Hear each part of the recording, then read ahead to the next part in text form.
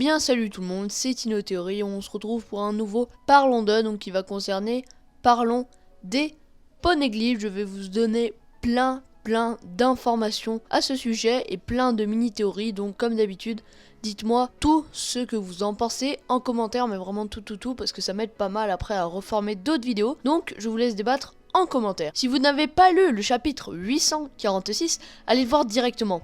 Parce que je préviens, il y aura du gros spoil durant tout le long de cette théorie et en ce moment les scans sont juste épiques. Big Mom vs Luffy qui va peut-être arriver, enfin on clôt le débat parce que je vais pas plus en parler dans cette vidéo. Déjà, qu'est-ce qu'un poneglyphe? C'est une stèle incassable où dessus est gravé des écritures que seuls les habitants d'Ohara peuvent lire. Donc Nico Robin, car Ohara a subi un Buster Call qui consiste à en fait détruire l'île, à la rayer de la carte, et la seule survivante en fait connue à ce jour, et bah c'est Nico Robin. Peut-être qu'il y en aura d'autres, mais je vais pas traiter ce sujet dans cette vidéo. Je vais essayer d'être assez strict et garder le but précis. Donc ceux qui les ont créés pendant longtemps étaient la famille Kuzuki, de génération en génération, mais elle s'est arrêtée à la génération d'Oden Kuzuki, qui n'a pas eu le temps de l'enseigner à son fils Momonosuke, car il s'est fait exécuter par Kaido juste avant, je crois. On l'a mis dans une bouilloire pleine d'eau chaude et puis il est mort comme ça. C'est assez gore, mais bon, hein, c'est One Piece. Hein. Donc ces pierres sont dissimulées à travers tout le monde entier. Grand Line, le Nouveau Monde, South Blue, East Blue, North Blue, West Blue, donc de partout. Donc ces pierres sont dissimulées à travers tout le monde entier grâce au dernier chapitre. On en a vu qu'il y aurait 30 poneglyphes dans le monde entier en tout. 4 seraient les rois de poneglyphes et 9 formeraient le récit du siècle oublié appelé Rio Poneglyph. Les autres alors parleraient d'armes antiques ou bien de simples lettres d'excuses comme on l'a vu avec celui de Joy Boy dans la forêt marine des hommes poissons. De plus, Roger pouvait les écrire et les comprendre sans les lire, c'est ce qui nous a été dit et rappelé. Cela serait peut-être dû à la volonté du dit, donc je ferai sûrement un Parlons d'eux sur la volonté du dit. Donc si ça vous intéresse, n'hésitez pas à me le dire en commentaire. Donc je vais lister tous les poneglyphes qu'on a vus à ce jour, et on connaît comment ils sont disposés, et on connaît, ce qui est marqué dessus, et ça signifie quoi en gros. Donc à Alabasta, dans le tombeau des rois, Crocodile voulait s'en emparer afin de conquérir le monde. Donc Crocodile, c'était un des 7 grands cancers qui a voulu faire un coup d'état. Donc pour cela, il recruta Nico Robin, mais heureusement Luffy mit ses plans à terme. Le premier poneglyphe racontait où se trouvait l'arme antique Pluton. Donc Robin l'a jamais dévoilé, mais on sait que ça racontait où se trouvait l'arme antique Pluton. Ensuite, il y en a un qui ne compte pas car il est de l'animé et non de l'œuvre originale d'Eiichiro Oda. C'est celui où Chopper, Zoro et Luffy tombent dessus, mais on ne le compte pas, donc il tombe dessus à Alabasta. Ça, j'avais oublié de le préciser, désolé. Donc le deuxième, c'est celui dans les ruines de Shandora, ou plutôt devrais-je dire la deuxième stèle, parce que Robin ne considère pas celui-ci comme un véritable poneglyphe, mais plutôt comme une stèle écrite. Et donc le réel deuxième, c'est celui de la cloche d'or sur Shandora. Encore Robin découvrira que ce poneglyphe indiquait l'emplacement de Poséidon, une autre arme antique. Par la même occasion, elle découvrit un poneglyphe, écrit par Roger cette fois-ci. Il y a écrit cela: je porterai le texte à destination. Grâce à Robin, qui a compris que quand elle aura réuni un certain nombre de poneglyphes, elle aura la vérité sur le siècle oublié, et elle pourra reconstituer ce Rio Poneglyph seulement à Raftel. Les 9 stèles, les rassembler, parce que ce texte à destination de Raftel, vu que c'est que lui qui est allé à Raftel, et je pense que Roger envisageait déjà d'aller à Raftel. Le troisième, c'est celui de l'arbre de la cognition d'Ohara, le premier que Robin découvrit, mais on ne sait pas ce qu'est écrit dessus. On peut supposer que ça concerne le siècle oublié, car on a vu que les archéologues d'Ohara avaient un grand nombre d'informations sur ce sujet par rapport au siècle oublié quand il parlait au Gorosei. Un autre qui est inconnu, mais ça reste un poneglyphe. Elle le découvrit quand elle était jeune, mais on ne sait pas ce qui a été mentionné dessus, et on peut le considérer comme le quatrième. Le cinquième, c'est celui de l'excuse de Joy Boy. Il s'excuse sur ce poneglyphe de ne pas avoir tenu sa promesse qui est liée au Noah, le bateau légendaire. L'arme décrite sur le poneglyphe de Shandora n'est autre que la princesse Shirahoshi. C'est une femme sirène qui peut contrôler tous les monstres marins.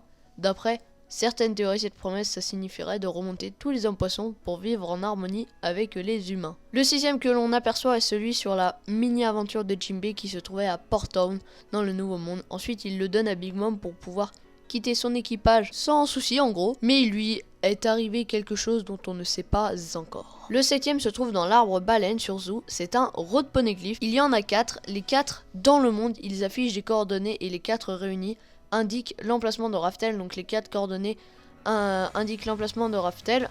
On fait une croix avec les 4 coordonnées et la croix, et bah c'est où est Raftel. Voilà. Donc seul l'équipage du chapeau de paille et l'équipage de Roger connaissent ce poneglyph très important. Apparemment un autre road poneglyph possédé par Big Mom, on l'a réellement vu dans le dernier chapitre. D'ailleurs il est extrêmement bien protégé par un Sweet Commander ainsi que le baron Tamago, c'est le 8ème. Autre possédé apparemment par Kaido qui serait pour moi sur Wano Kuni. Et le dernier aurait été perdu, mais je pense que c'est Airbaf qui le détient ou bien Marijoa. Je ne pense pas que ce soit Shanks ni Barbe Noire, ce serait trop simple. Le 10ème, ou alors je vais sûrement faire une théorie avec Direy ou peut-être tout seul, mais je le citerai car j'ai une petite idée qu'il a eu aussi.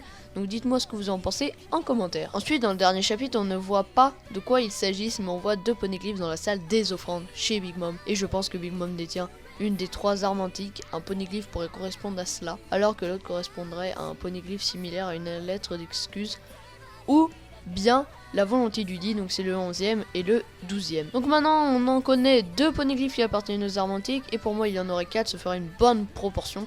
Car oui, pour moi il y en a 4 armes antiques grâce à ma théorie par rapport à la 4ème arme antique, le trésor de Marijoa, la 4ème arme antique, un truc dans le genre. Mais en gros ce serait une 4ème arme antique, donc je démontre tous mes arguments dans cette vidéo. C'était ma toute première vidéo sur cette chaîne, donc n'hésitez pas à aller la revoir ou aller carrément la voir. Et donc chacune de ces armes antiques aurait un poneglyph. Il y en aurait dans les 4 mers car les Mugiwara ont exploré que Est Blue.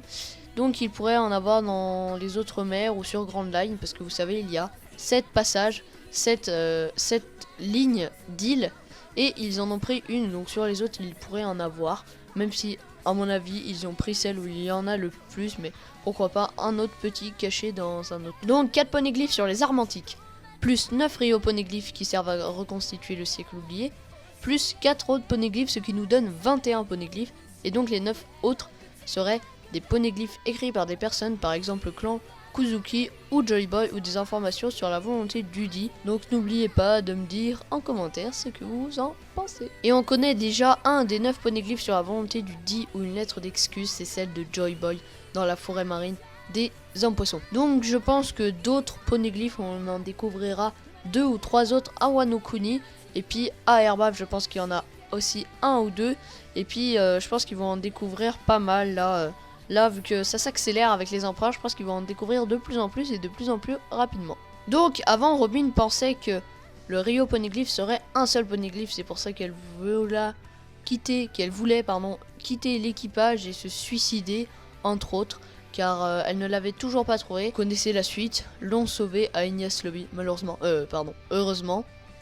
Et pour l'instant, elle a découvert un seul sur les 9 poneglyphs par rapport au siècle oublié, donc je pense qu'elle va en découvrir beaucoup par la suite. Ensuite, donc 2 des 4 poneglyphs sur les armes antiques ont été découverts, à moins que un 3ème poneglyph sur les 4 soit découvert chez Big Mom par rapport aux 2 qu'elle possède en plus du road poneglyph. Donc je pense qu'on découvrira l'autre ou les 2 autres vers Wano Kuni ou Herba, comme je le répète depuis le début. Donc si cette vidéo vous a plu, n'hésitez pas à lâcher un gros pouce bleu, à vous abonner à la chaîne pour ne plus rien louper, car elle m'a pris énormément de temps à construire pour aller rechercher toutes les informations sur les poneglyphs. Il y en a des beaucoup plus grosses vidéos qui arrivent, je pense, ce week-end ou le week-end prochain. On verra, parce qu'avec les reviews on sait pas en fait, ça dépend si je peux la tourner le soir et tout, donc c'est un peu le bordel. Donc dites-moi bien ce que vous en pensez en commentaire de ces mini théories. Et puis nous sur ça on se donne rendez-vous, et bah écoutez, pour un futur Parlons d'eux.